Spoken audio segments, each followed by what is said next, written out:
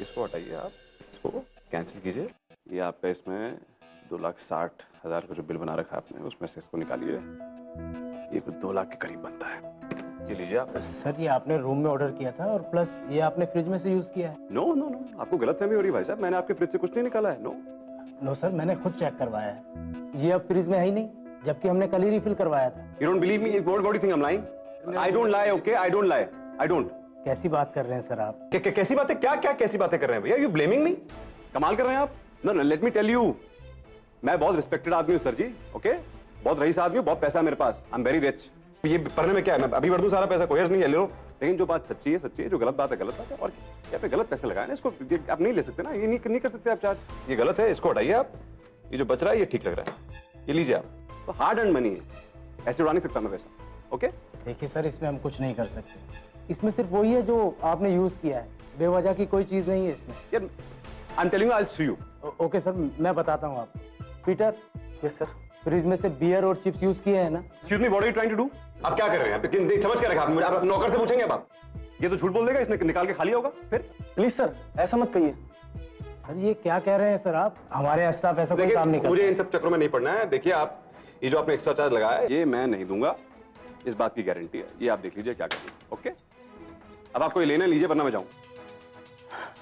Peter तुम जाओ। Okay sir, आप इसे छोड़ दीजिए और आप बाकी का बिल क्लियर कर दीजिए। अब आने लाइन पे। अब कैसे है लाइन पे? नहीं बताइए जरा, कैसे है लाइन पे? अब क्या हो गया कि नहीं, बताइए ना जरा, इधर देखिए कि कैसे है आप लाइन पे। नहीं आई अंडरस्टैंड भैया, सब समझता हूँ मैं। बस परेशान करना है कस्टमर को, just want to trouble them. ये लीजिए, and remember one thing, customer is God. Respect कीजिए कस्टमर की, ओके? Okay sir. भाई शाबाश।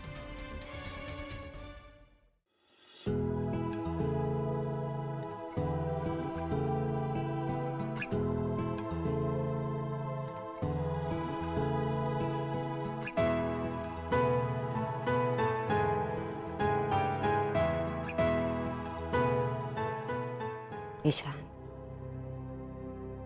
मैं समझती हूँ तुम्हें, माँ हूँ तुम्हारी, लेकिन तुम इस बात को सीरियसली क्यों नहीं समझ रहे? ईशान, ये ब्लाइंड लव, ये प्यार, ये सारी अलग चीजें होती है और शादी एक अलग चीज। शादी जिंदगी भर की रिस्पॉन्सिबिलिटी होती है। अच्छा ठीक है, चलो मान लो कि उर्मी से तुम्हारी शादी हो भी जाती है, तो बेटा ऐसी शादियों में आगे जाके प्रॉब्लम्स आती ही आती है। तुम क्यों अपनी जिंदगी खराब करना चाहते हो? आगे जाके पछताने से अच्छा है कि अभी कर एक फैसला ले लो ना। वो मैं सालों से जानता हूँ उर्मी को, तो ये ब्लाइंड लव तो है नहीं। I know her very well, she is a very good human being, इसीलिए मैं दिल से रिस्पेक्ट करता हूँ उसकी। रिस्पेक्ट करनी भी चाहिए, लेकिन रिस्पेक्ट करना और शादी करके किसी को घर ले आना फर्क है ना बेटा। एक ऐसी औरत को जो पहले किसी और की बीवी थी, किसी और के घर की बहू थी, वो अब तुम्हारी बीवी बनकर मेरे घर की बहू बनकर नहीं आ सकती ना। बहुत सारे बैगेज अपने साथ ले आएगी वो। क्या तुम तैयार हो? मैं तैयार नहीं हूं।